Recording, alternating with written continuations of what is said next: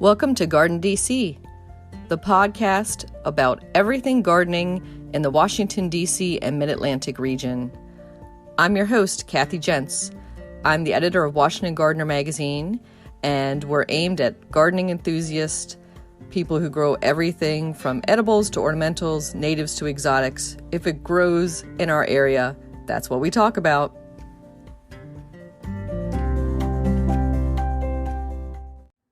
Welcome to episode 154 of the GardenDC podcast. In this episode, we chat with David Yost, horticulturist and plant specialist at Merrifield Garden Center, all about small space and townhouse gardening. The plant profile is on Vitex, Chase Tree, and we share what's going on in the garden, as well as some upcoming local garden events in the What's New segment. We close out the episode with our friend Doug Oster, who gives the last word on succession planting. This episode of GardenDC, we're joined by David Yost. He is a horticulturist and plant specialist at Merrifield Garden Center in Virginia. Welcome, David. Well, thank you, Kathy. I appreciate the opportunity to be with you here today. Great.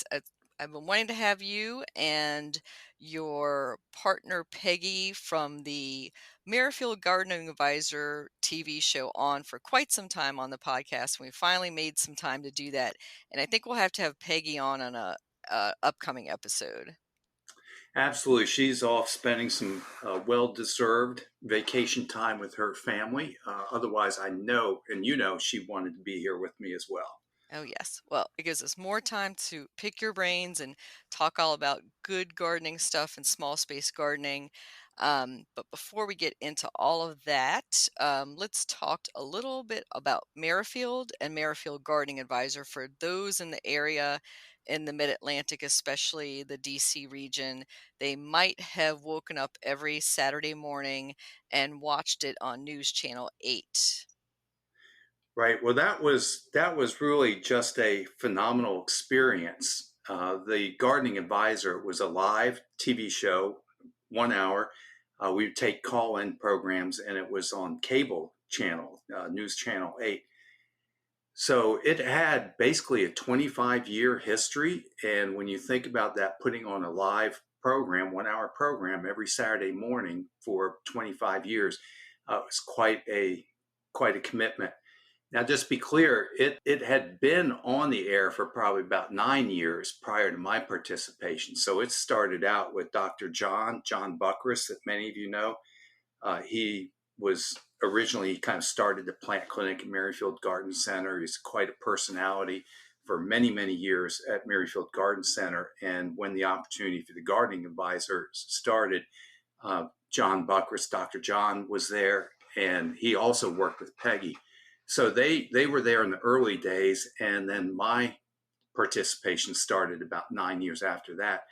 But I was on that program for over 16 years, and we would have continued with it right up until now. We would still be doing it, but the TV station changed hands. It got bought and sold in ownership, and that led to new leadership, new programming. You know, that's how those things work. But yeah, so it's probably been about 7 years since the program was taken off the air. But I don't think a single week goes by that somebody doesn't stop me and ask me about the show. When's it coming back? And oddly enough, we were, I think, the top rated program on that channel. Yeah, I can't imagine why they made that decision, David. I think it was a dumb one, obviously.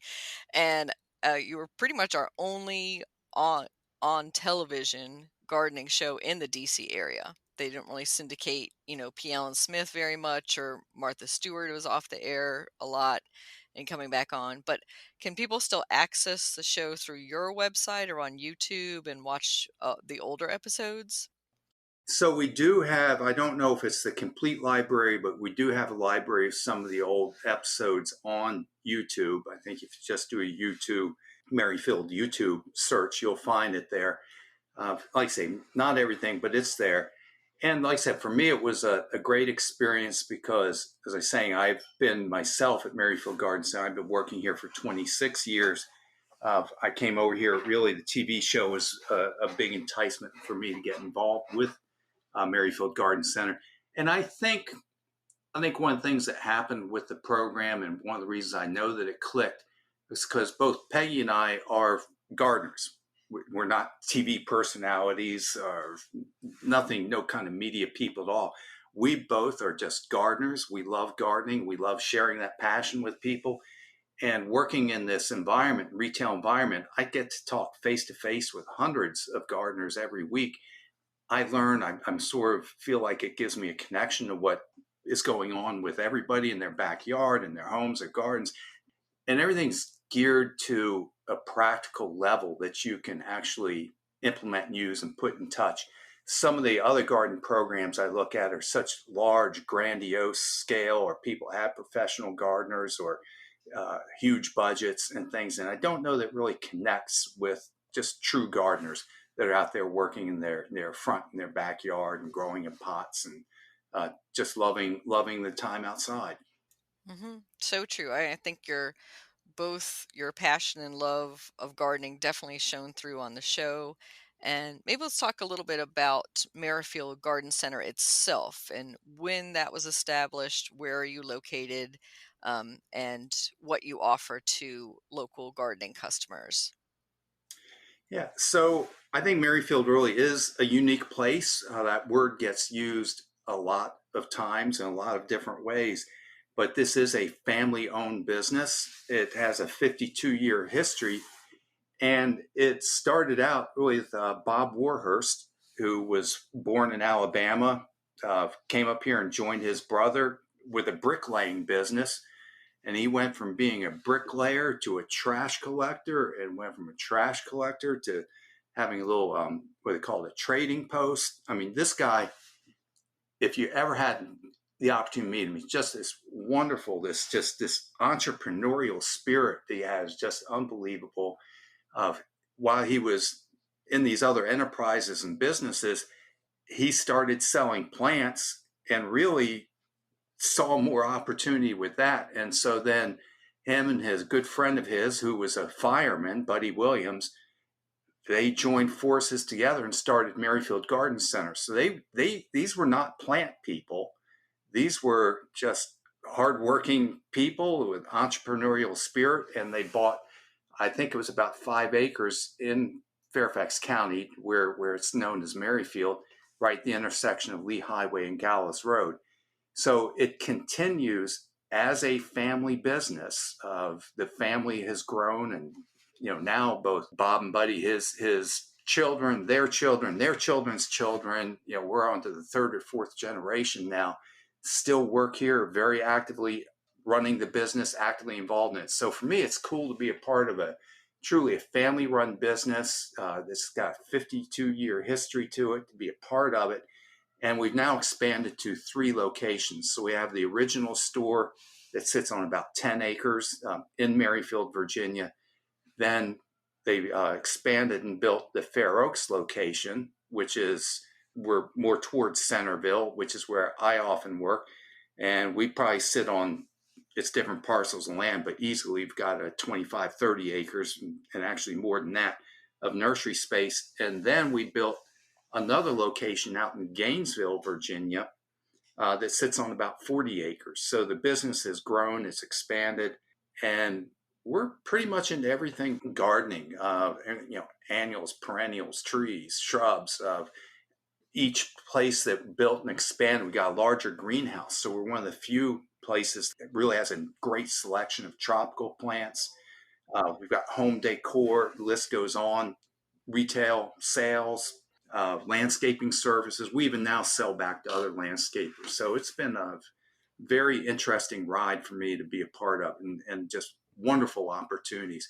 And we're open year round. Christmas is a huge thing. Our Christmas shop is something everybody looks forward to.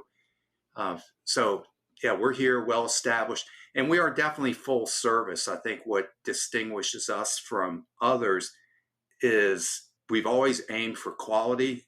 We search and try to offer the best quality of plants we have, the broadest selection that we can find, and the best service that we can possibly provide to support all that.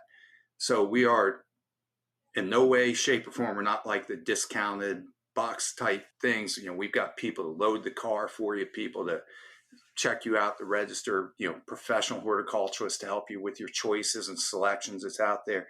And one of the things, and this is a little aside, but we take our buyers, our purchasing team will go out to the wholesale nurseries and select the plants that are coming into our garden centers. We're not buying through a middle person or broker. We invest the time and effort to go out and do that to assure us that quality plants that comes in.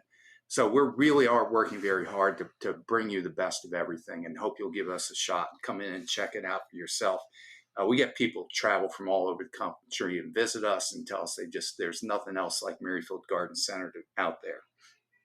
And so this is a full service, as you said, business, and you can talk to the staff and actually ask them about the plants. And you said yourself that you're often in the plant clinic answering questions. So people might bring in a leaf or some type of dead plant or something to show you and ask for a diagnosis.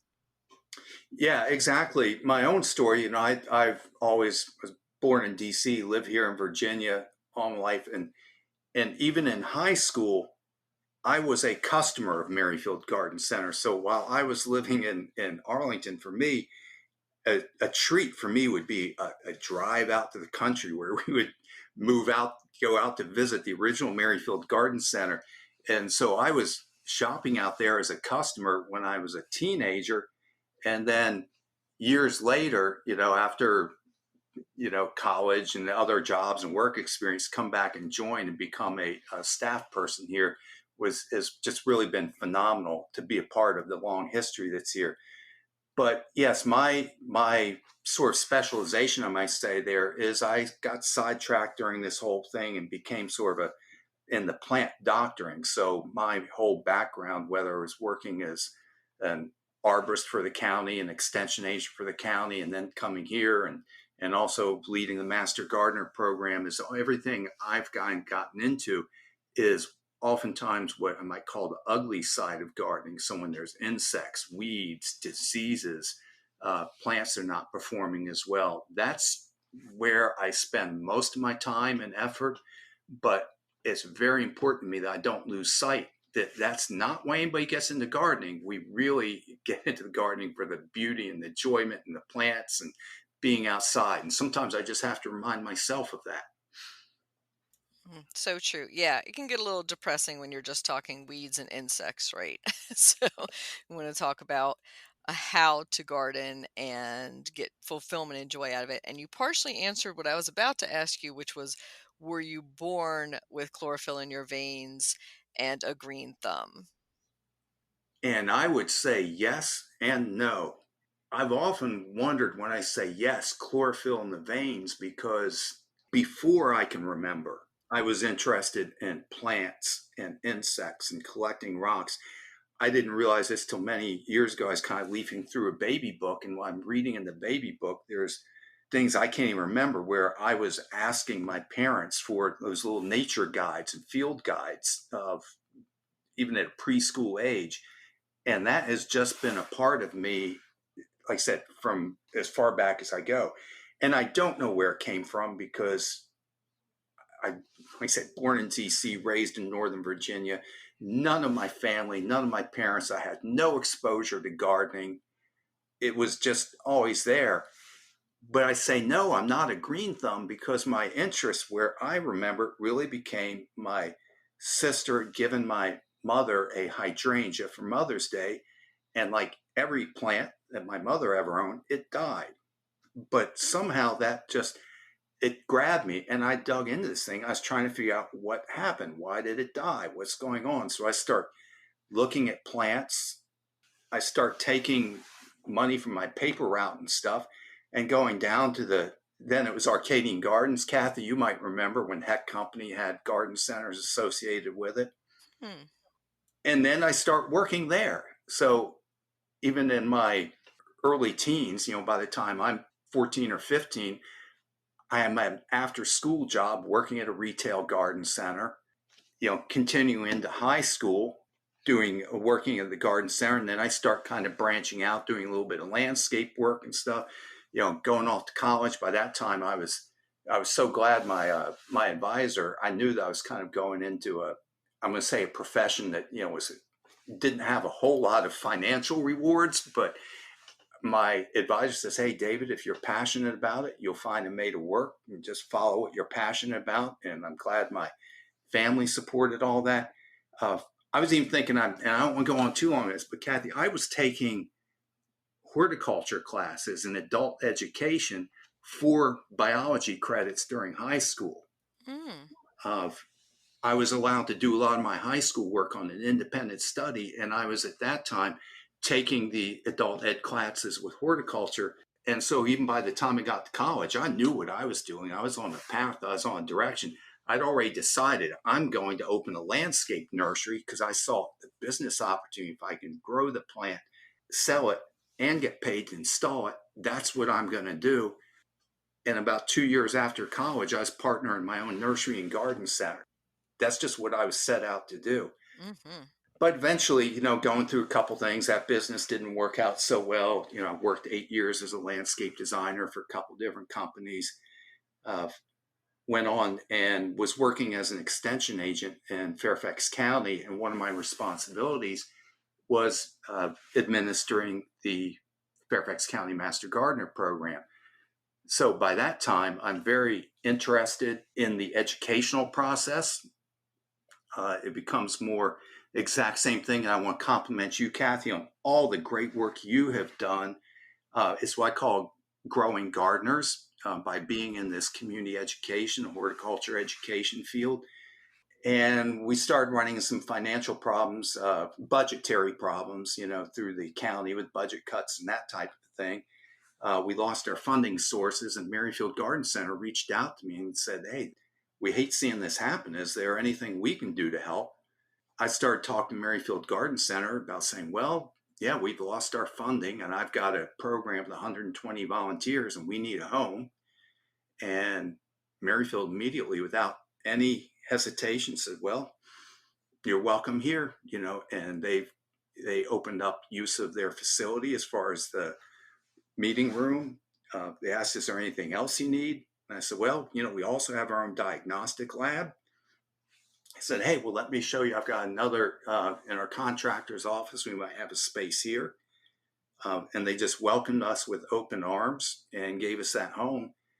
And as this whole kind of relationship kind of started, they said, "Well, how are we going to work all this? Who's going to administer?" I said, we'll give you guys a home, but only if you come with it, because then we're going to have to administer it." So we formed this, and I think they were the only one that I've ever heard of, a Master Gardener program. We formed ourselves as a nonprofit association to administer the program.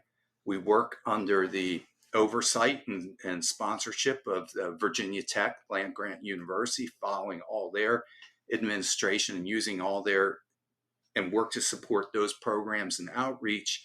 And then Merrifield Garden Center is a community supporter for us. So we operate now with the community, business, public sector all together. So I'm hugely proud of that. Just got my 30-year service, and Merrifield Garden Center is a huge role of that. But that was my foot in here.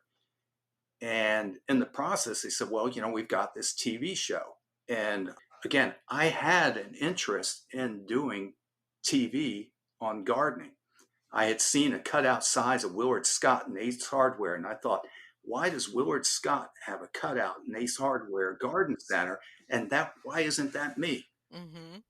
And so I always had this idea where I was going to do like a weather/garden show. And then that came here, and I had this opportunity. It's like, wow.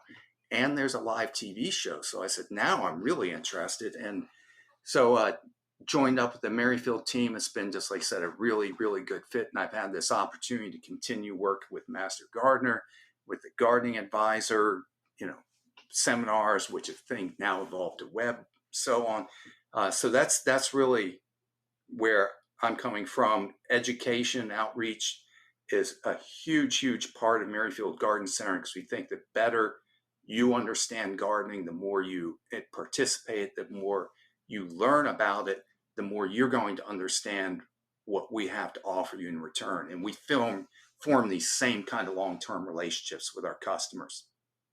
Mm-hmm. Well, it definitely sounds like a path that you were destined to take.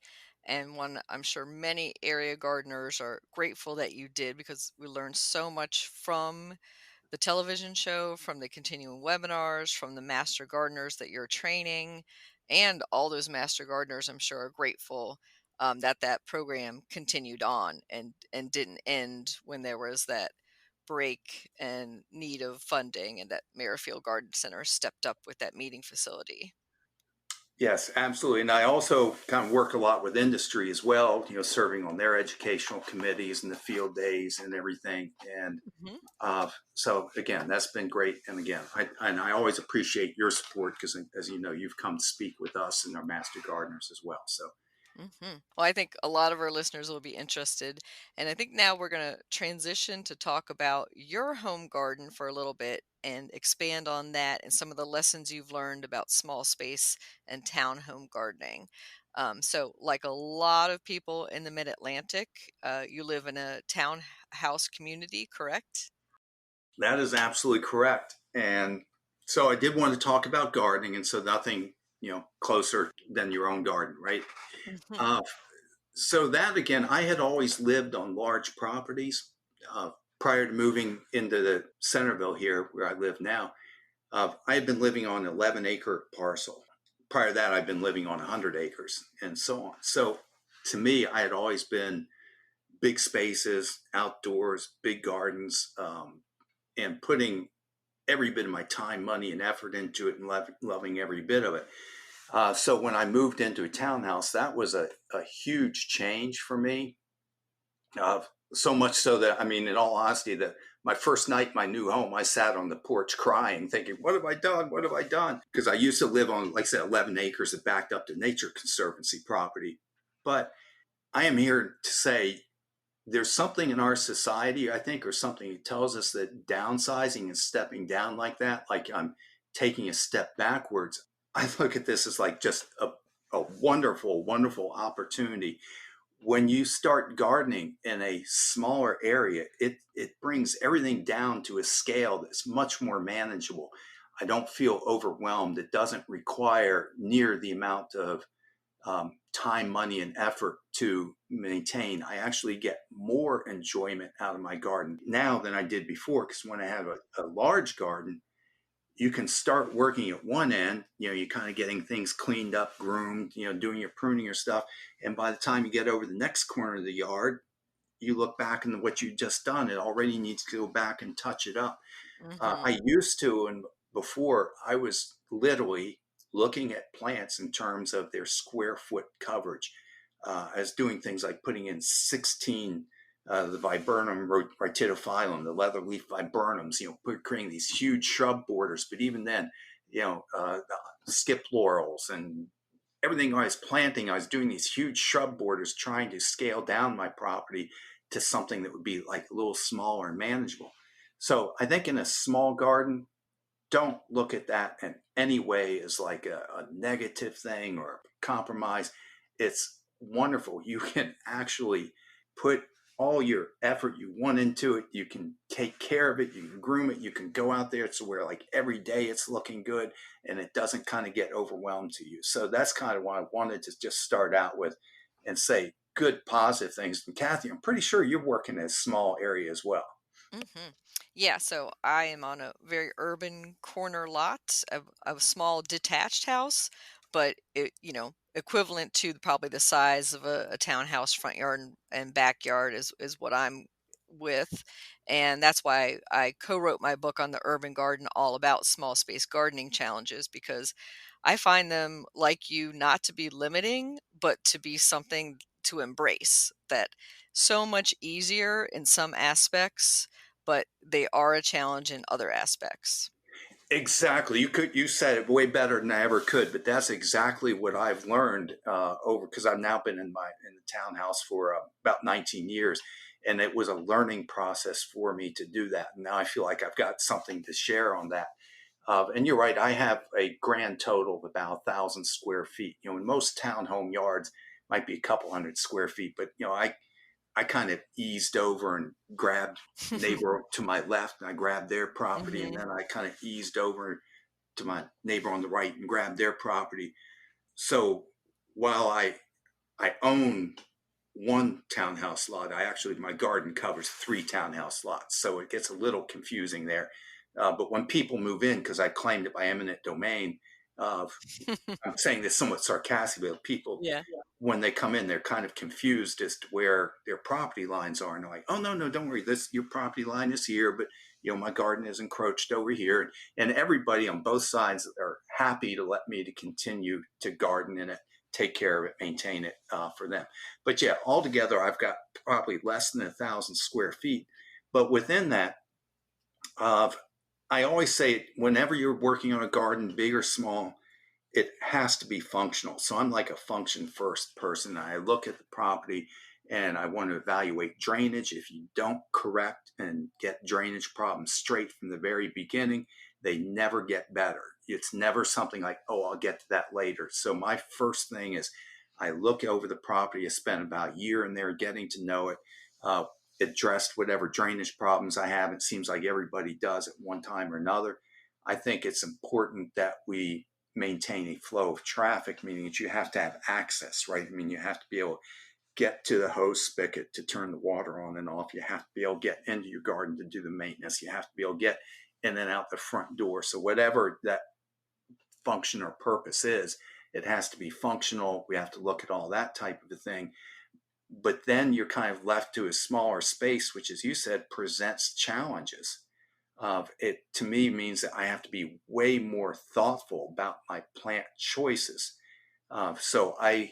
Because now every square foot is valuable to me, I'm not going to just pop any old plant in there. I need plants that are going to give me a long seasonal interest. I'm trying to create something that's going to be year round. So I put it as an example, like everybody loves iris, but I use the iris with the variegated leaves. So I get the nice little blue flowers in May, but the structure, the texture of the variegated leaves, the color, the contrast that's in there. So it's not just around a 2-week flower season, it's around the bloom itself. So another example I say that is like, I'm really stingy. I don't plant spring blooming bulbs. Everybody loves them, but I can't afford to put space in for tulips or something. You're going to look really nice for 5 to 7 days. And then I've got like old withering foliage sticking around for the next 6 weeks. So if you have a big space, you can do beds with bulbs and stuff. Or if you have the room, you can tuck them in there. Me personally, where every foot counts, I don't. I'm looking at things that give me that year-round interest. Like one of the focal points when I had a tree die, or actually I removed the Bradford pear, which was a hideous thing. When I got that removed and I decided now I've got an area where I can put a new focal point, I chose to use a witch hazel, because I'm thinking, okay, first of all, it's a large shrub, but I'm pruning it into a tree form because townhouse lots, small gardens don't really accommodate things like Bradford pears. It's just one of the many reasons we don't want to plant it. But when that thing came out there, I thought, well, I'm going to take an Arnold Promise witch hazel. I'm going to start small, and I prefer small plants because I like to watch them grow and develop, and I can nurture them. And I'm going to gradually prune this into a small tree form. And here I've got a plant now that's giving me, fragrant yellow flowers that might be hitting me in February or March. It comes out, got nice, interesting form on there that I'm doing with just a little slow, gradual pruning that goes on there. The fall coloration, which is spectacular. And so this is what I'm saying. I look at plants and I'm trying to select these things that give me long seasons of interest that it's in there. Hmm. Yeah, I love that point about that it has to serve multiple purposes and that you start off with the practical side of things. Because, David, I think the first things I planted were just for beauty. It was just to get rid of lawn and to have something flowering. But I didn't step back and think about, maybe I want something that won't hit the wires that are coming above to the house. Maybe I want something that won't always hit in the pathway as people are walking by. So those are great things to think about before you start planting.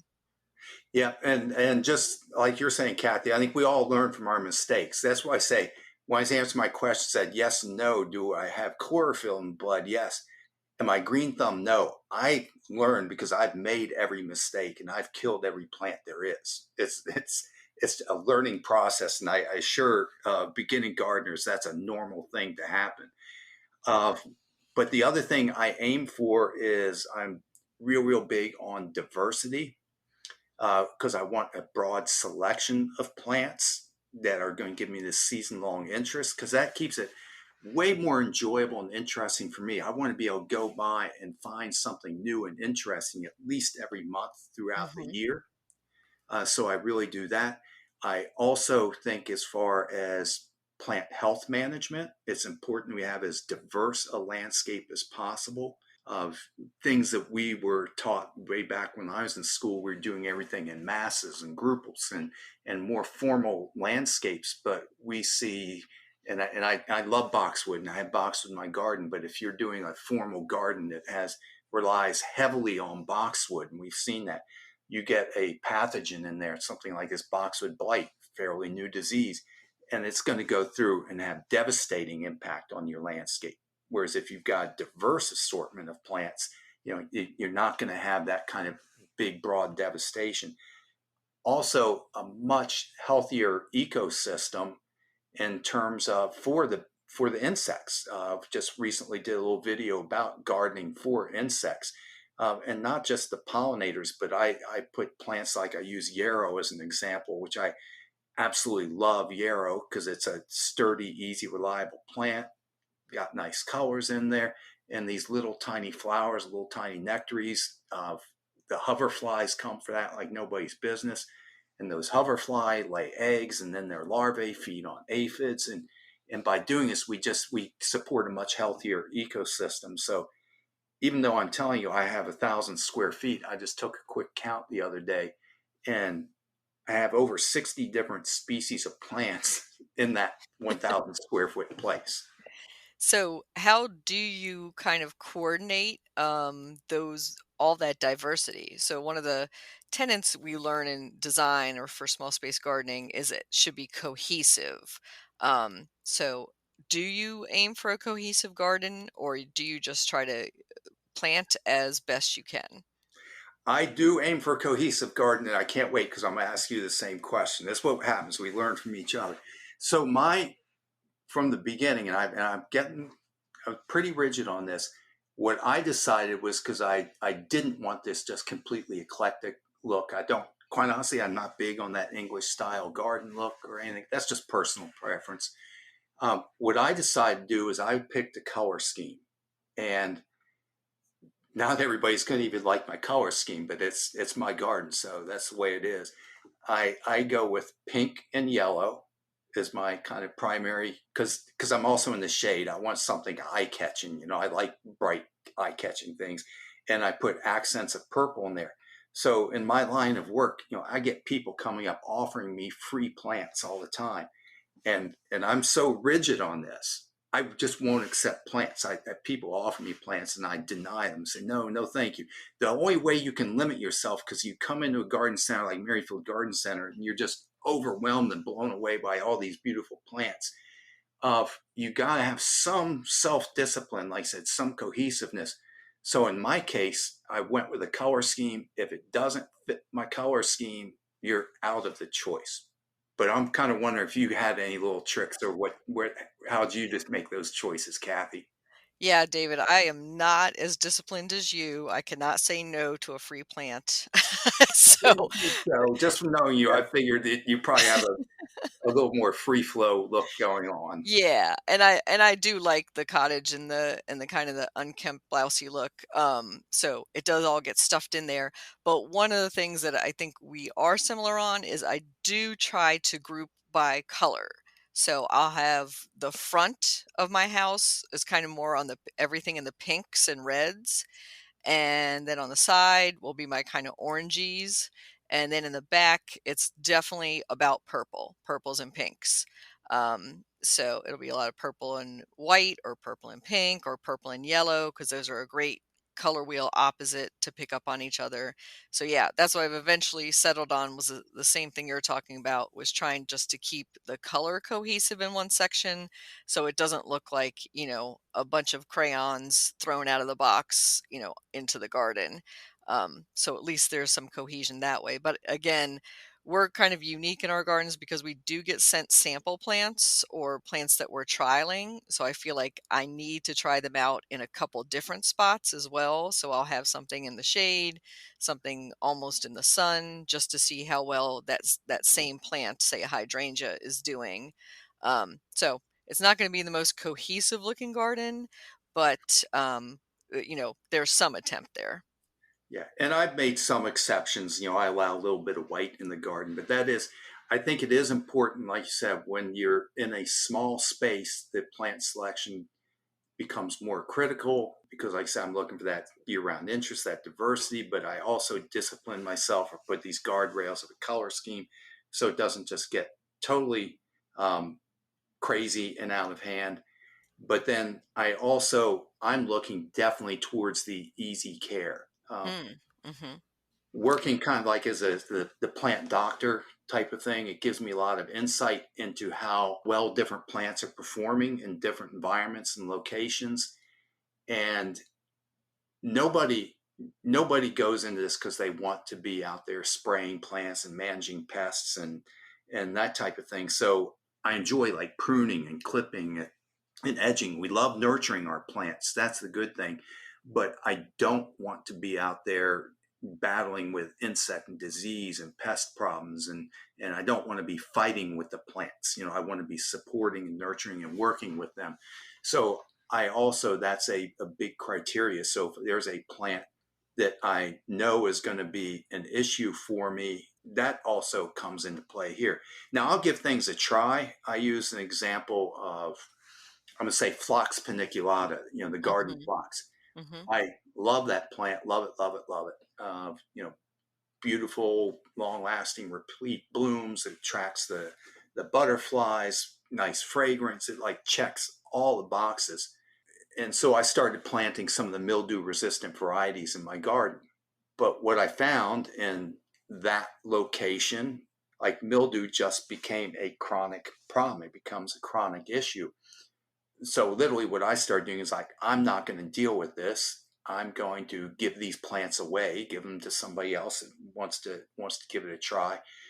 So my neighbor's garden looks a lot like my garden because they get what spins off out of mine that I run out of space for.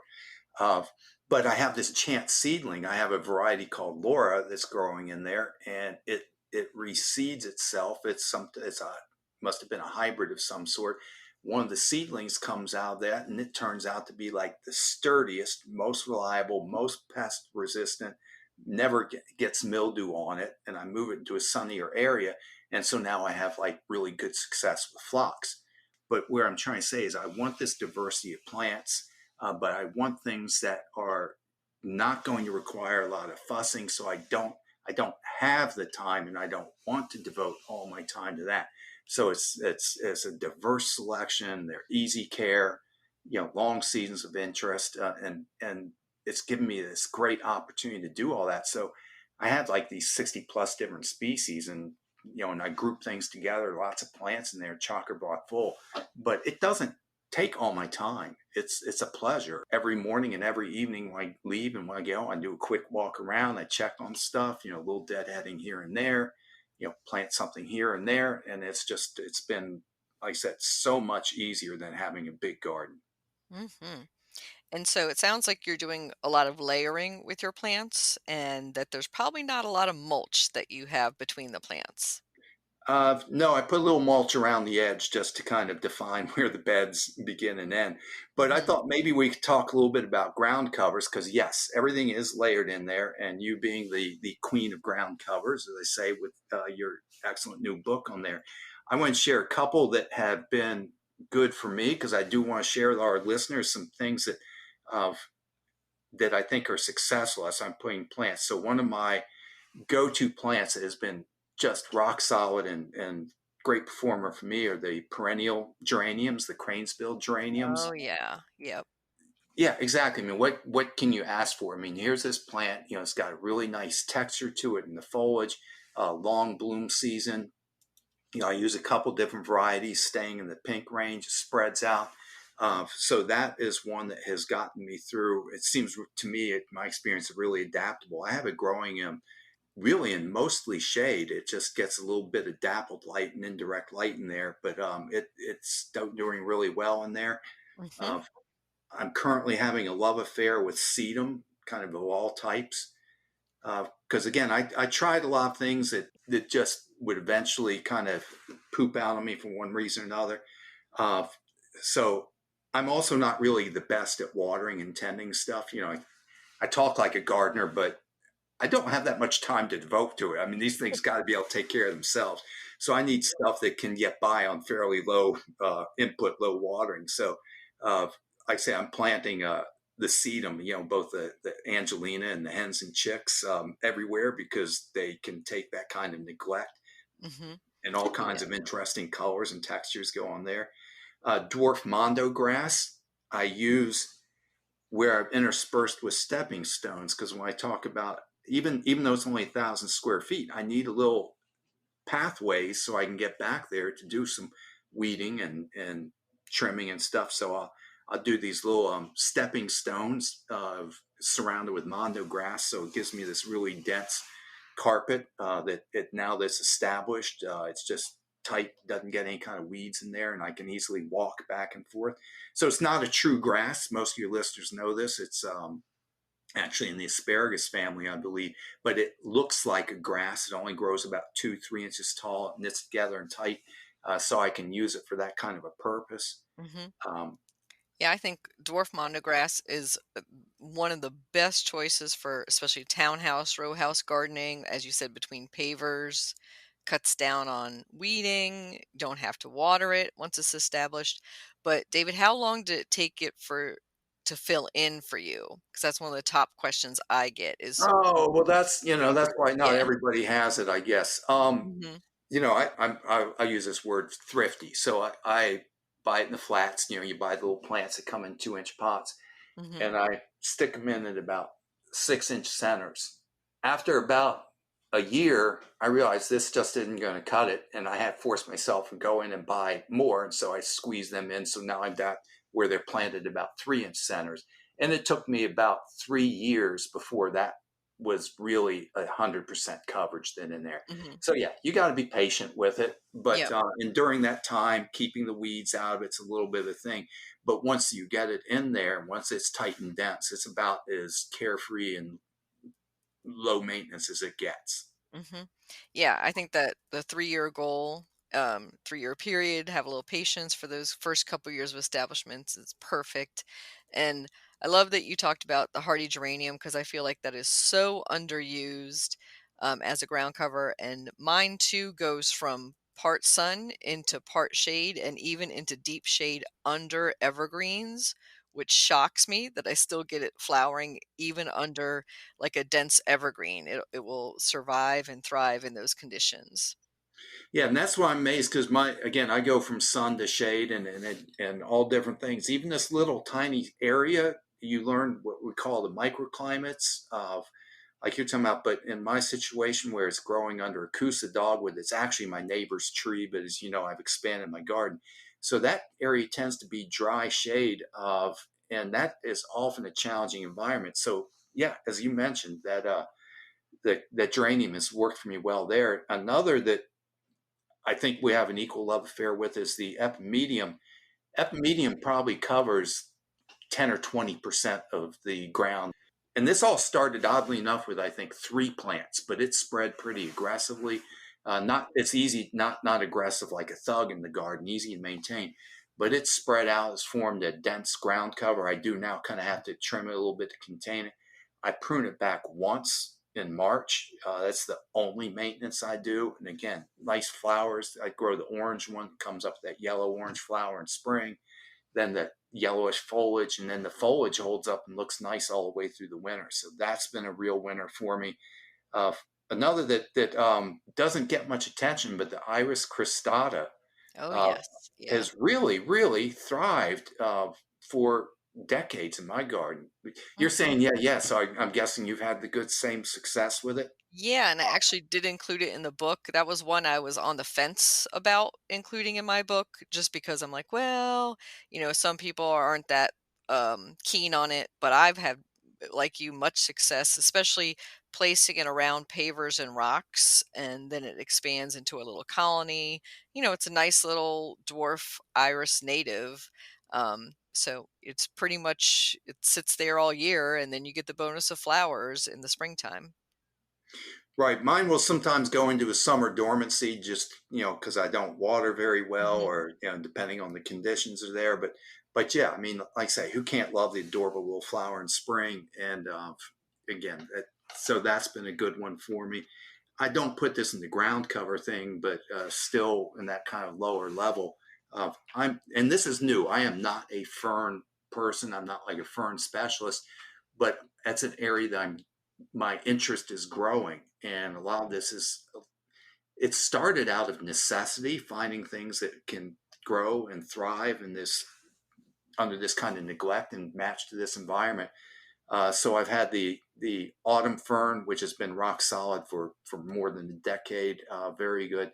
But now and also with renewed interest in native plants and everything, I've started adding Christmas fern into there. That has done amazingly well. I do, like any new plant, I'm giving some attention to the watering. But I've had that in the ground for a couple of years. And I love the texture that it adds to it, especially Mhm. with the new fronds coming up in spring. Uh, Yeah, and it's one of our few evergreen ferns in the Mid-Atlantic. Most of our ferns die back totally to the ground, but there's a reason it's called Christmas fern is because still in December, it's looking great out there. exactly. And again, that season round interest. Now, with the ground covers, of course, none of these that we've talked about are, I don't even want to call them aggressive. They'll spread, they'll cover ground, but none of these things really get out of control, which is, I think, also an important thing, especially in these small gardens. So you do have to do your homework and you kind of know what you're planting, I think, especially in the ground cover world, because we can get into situations where these things spread, they creep, they grow, and in a small garden space, that can become an issue. But the ones that we're talking about are all ones that are kind of easy to sort of keep in place. Yeah, I always say for these that you just have to establish a line. Like this is the barrier that you're not going to cross, whether that's the sidewalk or your foundation or another planting bed next to it. That you just have to maintain that line. Yeah. Another thing that I do, I was thinking almost like we're talking now in layers of, I like using perennials in place of shrubs. And I say that again because of some of the space constraints. So I will take plants like, one of my go-to must-have is Amsonia, the Mm, Amsonia hubrecti, or I think they call it a blue star. It has that very soft fern-like foliage. Uh, and these things, if you don't have one, you need to have one. Of they're native to the southern part of the U.S., so they're adapted to hot, dry climates. So again, think durability, tough. You do need to get them out in some sunlight to make them look really nice. But the leaves come up very frond-like, very ferny. They'll flower for you. They're attractive little small, light pale blue flowers for you. Again, usually in May. The bumblebees will climb all over it. They like the flowers, even if they're not the showiest thing. But after flowering, it really expands into something. Right now, the one I have at home, I normally prune it back, but I decided I'm going kind of wild and letting things grow this year. And so right now mine is up to about, probably 4 feet tall, 4 feet wide, easily, maybe even a little bigger than that. But then that will go this just spectacular yellow orange in fall. So again, this is one of these plants. It's like checking all the boxes. It's like, mhm. it's giving me seasonal interest. It's giving me very low maintenance and easy care. Serving for pollinators, and it's big enough, even though it's a perennial, it kind of fills the void or form that a shrub might in other landscapes. Yeah, it's such a great point, David, that those shrub-like perennials, or sometimes we'll call it a woody perennial. So I'm thinking those things like Russian sage. Um, Yeah. And peonies are almost kind of on that border. Some people would call them a shrub, some people would call them a perennial. So they're basically, they'll die back to the ground for the winter time is the difference between a woody shrub, which at least the sticks will stay up for you for the winter time. Yep, Baptisia is one. I know probably a good mutual friend of ours, Janet Draper, was going through one time sitting some of her must-have perennials class I was sitting in. And yep, I'm checking them off her list. Yep, got that, got that. She said about the Amsonia and Baptisia, and Hmm. totally agree on all that. Another one that's really earned a spot in my garden is, and I hope you're growing it, is the Abelia, the Sun King. Oh, yeah. That can get a little large, though, I will say. Yeah, but I mean, I got stuff that, can't keep in check. So I've got that Aurelia because I love, again, that fits my color scheme and brings that bold texture in. Hmm. Again, these are, if our listeners don't have it, again, but I'm growing these in a small space, but then it's got hemmed in. I've got a oak leaf hydrangea, which is really a woody shrub, but now this is a variety. It's called Munchkin that I've had in my garden for about 5 years. Munchkin, it only grows, the tag says 3 foot by 3 foot, and you know how plant tags are, you question it. But I've had mine in for 5 years now. Last year I did a tiny, tiny little bit of pruning, keep it in bounds, but it's staying within that 3 foot size. So I've got sort of the Munchkin hydrangea packed up against with this Sun King Aurelia. So Mm. so that kind of keeps it within bounds a little bit. And again, like oak leaf hydrangea, you gotta love it. You know, Beautiful, drop dead, gorgeous flowers. It's one of the white plants that I allow in my garden. Mhm. Then it does have kind of that pinky hue once the flowers age, right? And then the foliage gets kind of that burgundiness too, so that comes into your color scheme. But I was just going to comment that I have ruby slippers, which is also one of the dwarf or smaller size oak leaf hydrangea compared to the 8 foot by 10 foot, straight species. And that's a great point too for townhouse and small space gardening is that there are so many new introductions of smaller sized shrubs and also even in the perennial category like echinacea. I was noticing so many echinacea now are coming in the 1.5 to 2 feet range versus the 3 feet to 4 feet range. Yeah, so everything we're talking about, Kathy, is you're exactly right. I think that when you talk about the beginning, the challenges, the way I feel about this is each you're in a small space, so each square foot is more valuable, more important to me, and I have to be more thoughtful in my plant choices.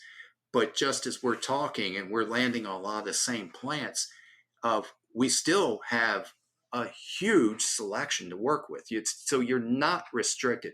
That's what I'm saying with a small garden. I don't want anybody to feel like, oh, I'm restricted. Oh, I can't have that because it's too big, or oh, I don't have space for that.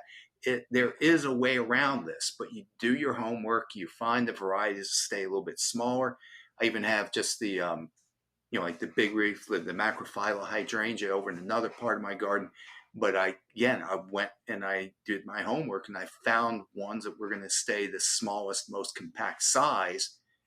Becomes kind of my selection criteria, one of my top criteria. Hmm. And since you're talking about feeling restricted in the garden, I thought we would wrap up our townhouse and row house gardening conversation to talk about HOAs and how that has impacted maybe your plant choice, maybe what your neighbors think of your garden. So, is your townhouse community very strict about what you grow? So this is what I found, and I'm hoping nobody in my HOA is listening.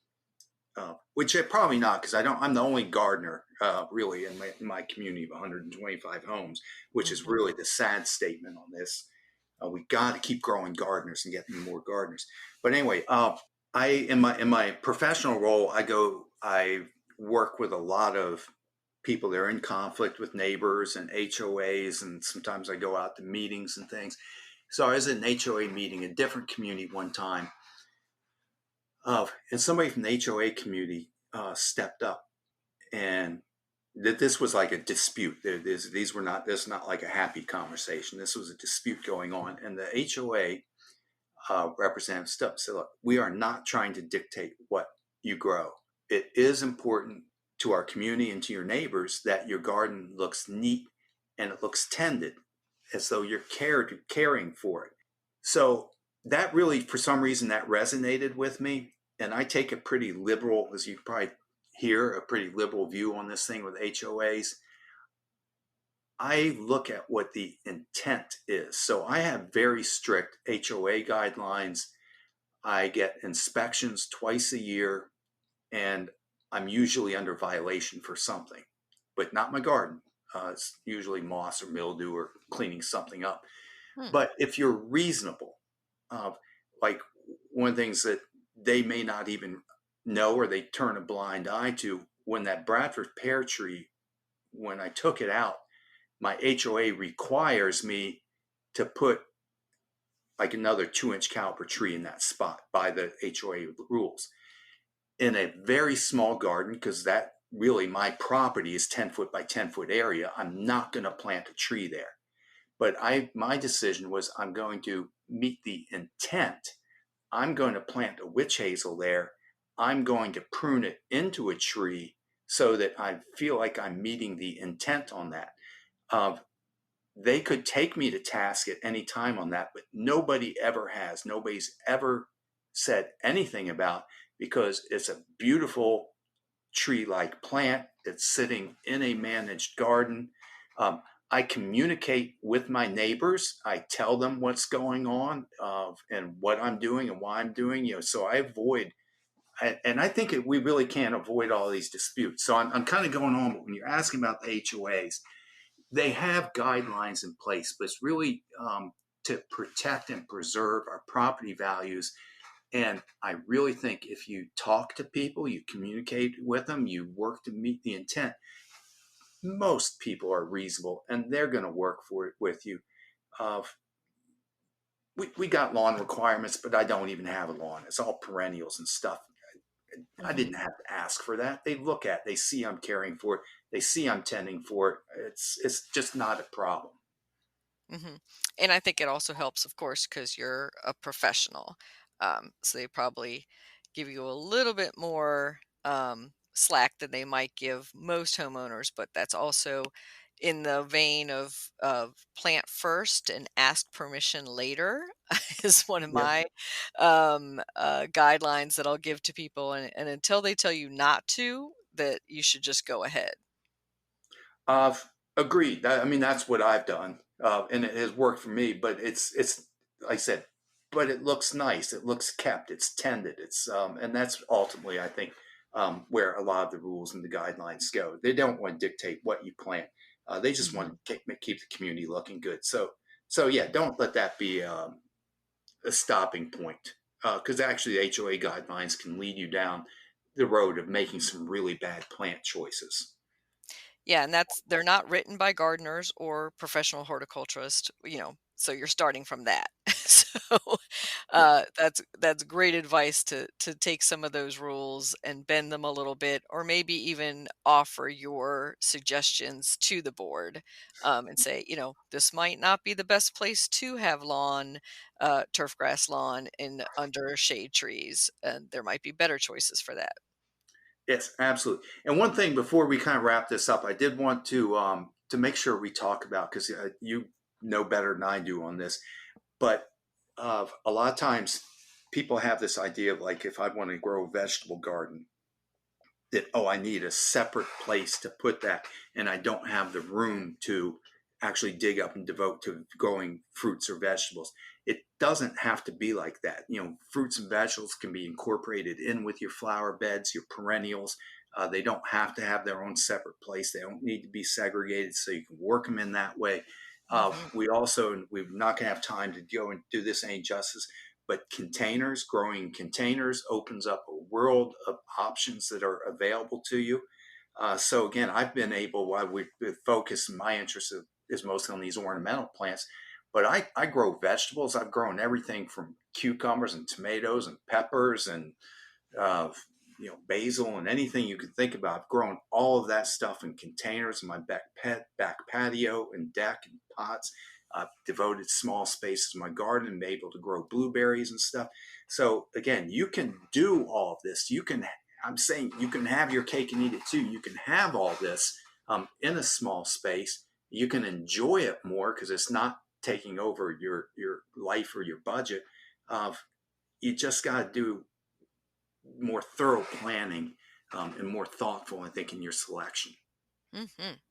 Totally agree. And yes, I would say that um, taking the time to think about that plant selection and working in edibles doesn't have to be a separate vegetable garden by any means. There's tons of new food gardening trends that mix the ornamentals in with the edibles. And, there's some of the ornamentals that we've been growing for years, like serviceberry, that are also edibles that people don't think about. So we'll definitely have to have you back on, David, to talk more about containers and mixing in our food, our edible and ornamental gardens together.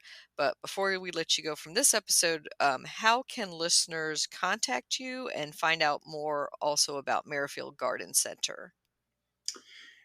So probably well, first of all, we really want you to come visit us. There's nothing like actually making a personal visit here.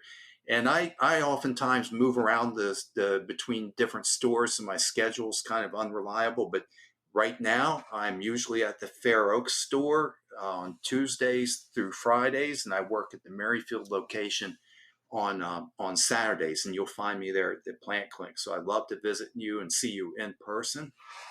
And then if that's not convenient for you, just reaching out to me through our website or email. I'm always pretty good at following up on those type of things. But like I say, I'm also part of a team. So it's not like you have to come see me.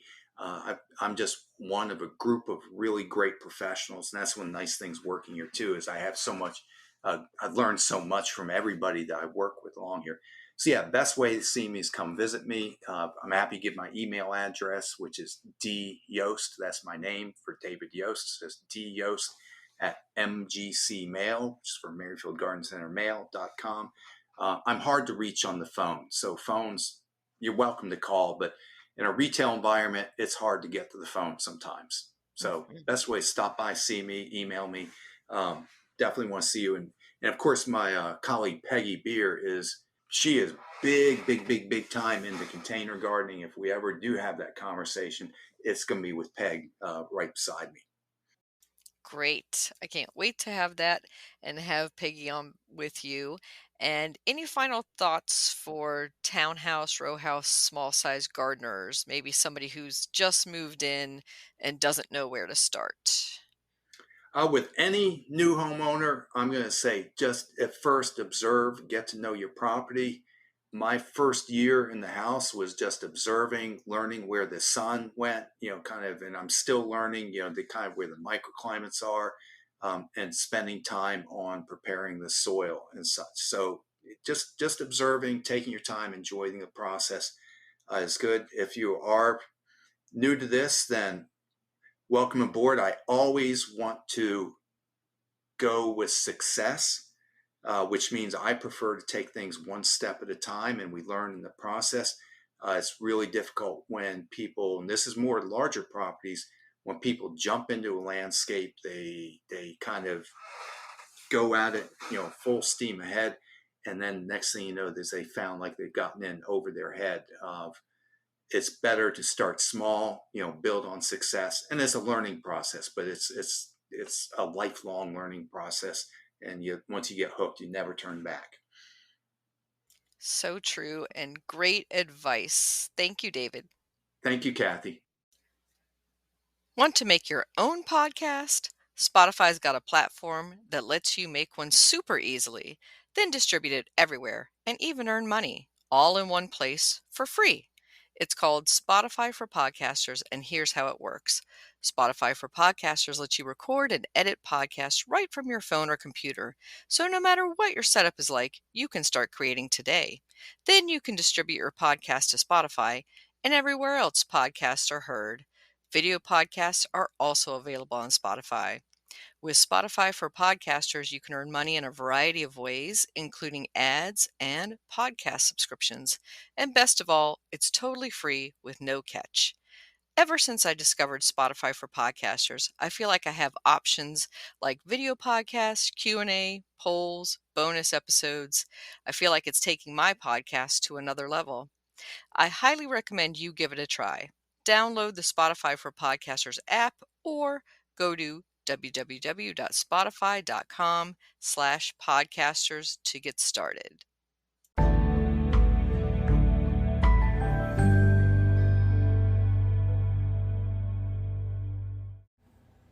Vitex plant profile. Chase tree, Vitex species, is a small tree that is native to the Mediterranean and Asia. It has been cultivated for thousands of years, both for its ornamental value and herbal uses. The tree blooms profusely in mid-July. The flowers are fragrant and the leaves are also scented. It produces a fruit which is technically a drupe, but is commonly referred to as a berry. The seeds from the dried fruit are ground and used as a pungent peppery spice. The seeds, the roots, and bark are all used in traditional medicine. Vitex is a great addition to the butterfly garden. It is reported that our native pollinators all visit the chase tree. The Vitex flowers also make the most valuable and best varieties of honey. This is a fast-growing tree that grows to about 20 feet within a few years and then expands to about 20 feet in width. Vitex is often mistaken for butterfly bush, Buddleia species, as the flower panicles are similar. They are light purple and upward pointing, but their leaves are very different looking. As a matter of fact, the foliage of the chase tree is often mistaken for cannabis because of the fine-toothed leaf pattern. It is also known as Texas lilac tree or the Arabian lilac. Vitex can thrive in heat where real lilacs would wither, so it is widely available in the southern United States. Chase tree prefers well-drained soils and full sun. Once the root system is developed, Vitex is drought tolerant. It is best to plant it during the spring, after the soil has warmed up, to give it plenty of time to develop its root system before the winter season. Prune it in early spring to remove any crossing and dead branches. Also remove any upright sprouts. Then train it to be a tree form or shrub shape as you wish. Vitex can also be good container grown. Snip off the spent flowers right after they start to lose their color to encourage a rebloom about 6 weeks later. Vitex is deer resistant due to the fragrance. Wear gloves when handling this plant. As with many aromatic plants, skin contact can cause allergic reaction. Vitex agnus castus, the straight species, and the variety Shoal Creek are available in tree form at many area garden centers. Among the newer cultivars are compact shrub forms like Pink Pinnacle and Blue Pinnacle. Also look for the dwarf Blue Diddley. Warning that the round-leaf Vitex rotundifolia, was brought to the East Coast in the 1980s for use as a coastal soil stabilizer. It is now naturalized in some states and is an aggressive spreader. It is not available for purchase commercially, however. Vitex, you can grow that.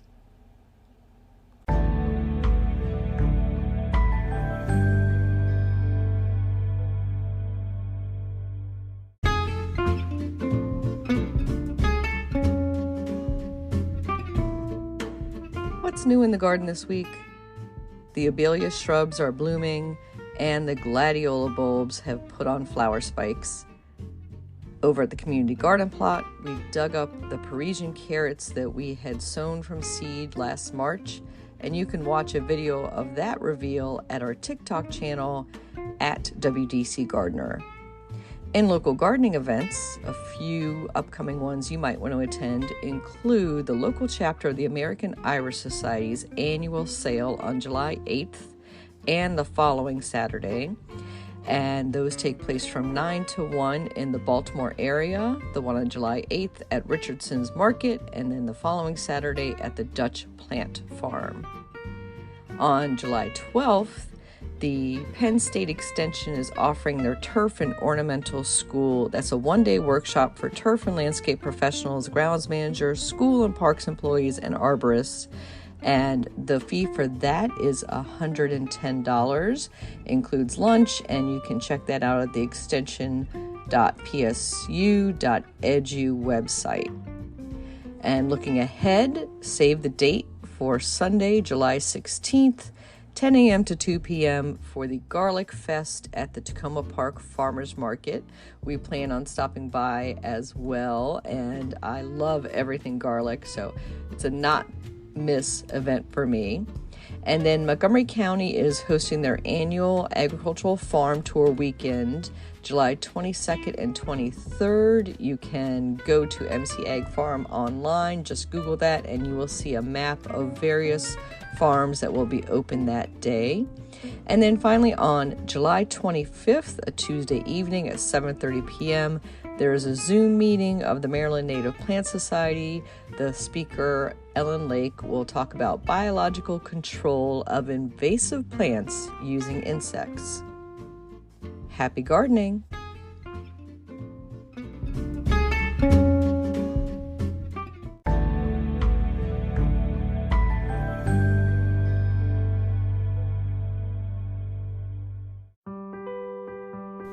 Get low-maintenance alternatives to lawns with the new book Groundcover Revolution by Kathy Jentz. Reducing the lawn is among the biggest trends in homeownership, with an endless stream of homeowners looking for an eco-friendly alternative to a traditional, everyday grass lawn. In the last 3 years alone, over 23 million American adults converted part of the lawn to a natural landscape, and now are looking to do even more. The biggest challenge to adopting this new ideal of the perfect lawn is knowing how and when to replace your turf and which plants are the best ones for the job. Groundcover Revolution is here with all the answers you need. Included are 40 in-depth profiles of plants that are perfect choices for replacing a grass lawn. There are options for sun, for shade, for dry and wet sites, and for various climates around the globe. There are choices that bloom, options that are evergreen, and selections that are deer-resistant. Author Kathy Jentz has also included an incredibly useful chart that gives you all the details on each of the 40 choices for quick reference and to make your ground cover selection process even easier.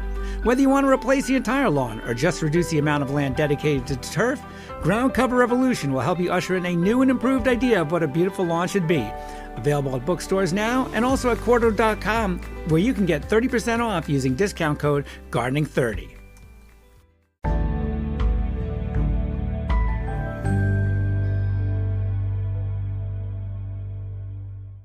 In the new book, The Urban Garden by Kathy Jentz and Teri Speight, you'll find dozens of inspiring and creative ways to grow flowers, shrubs, vegetables, herbs, and other plants in small spaces and with a limited budget. Whether you want to grow on a balcony, rooftop, front stoop, or a tiny urban patio, turn your growing dreams into reality and build a gorgeous and unique garden that showcases your personal style while still being functional and productive.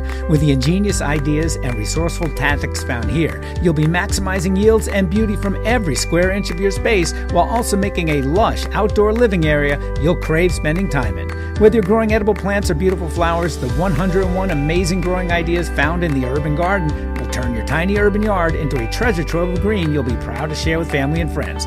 Buy your copy today at your local retail bookseller or order it online now at Amazon.com or bookshop.org.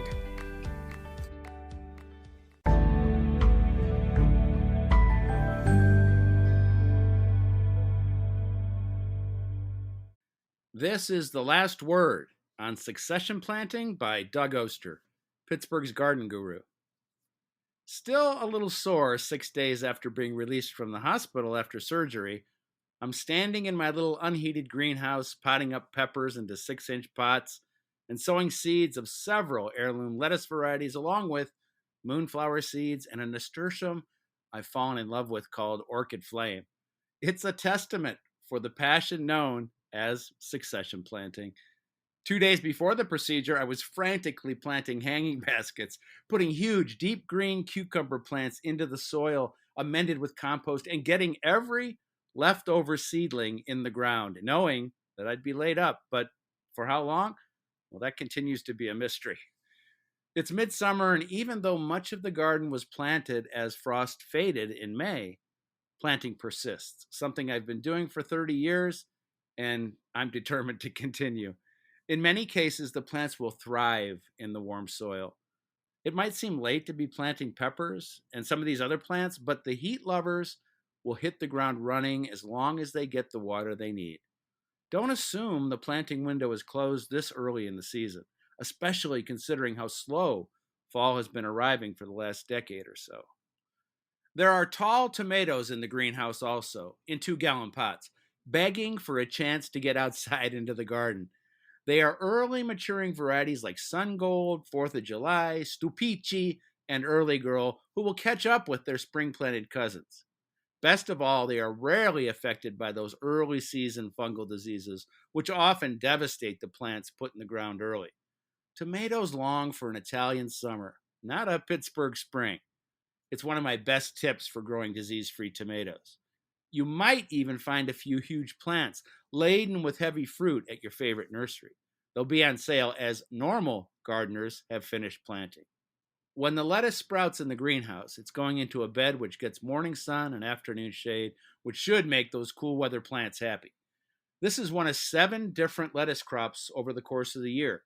Lettuce and many other of my favorite greens are best planted this way to keep the harvest coming. As soon as my beloved garlic is pulled, bush beans are planted. I love dragon's tongue for its pale yellow pods, covered in dark purple stripes. The large, flat bean stays tender even when the beans swell. They are a beautiful and tasty late summer treat. Planting just once on the same day puts all of our proverbial garden eggs in one basket. It assumes that the weather, pests, and diseases will be on our side, which is rarely the case. Planting again and again throughout the season has made my garden more prolific. I'm still recovering from surgery, but each day I get a few more plants in the ground and a couple of steps closer to being completely healthy again. Part of that recovery has been completing my tradition of continual planting. When I look over the garden each morning with a little coffee, it makes me smile as I revel in these fresh additions. What else can an obsessed gardener ask for but a morning smile with hot coffee, looking at new plantings? This was the last word on succession planting by Doug Oster, Pittsburgh's garden guru.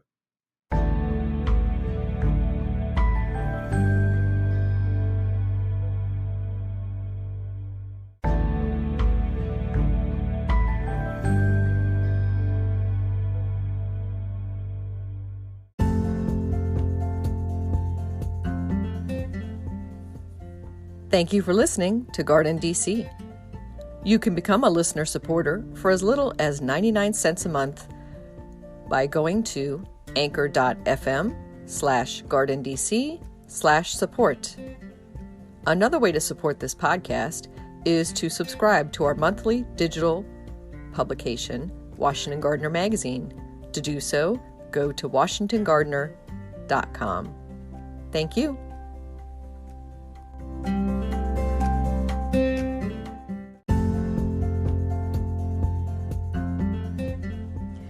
You can find Washington Gardener online at washingtongardener.com, on Twitter at WDC Gardener, on Instagram at WDC Gardener, and on Facebook.com at Washington Gardener Magazine.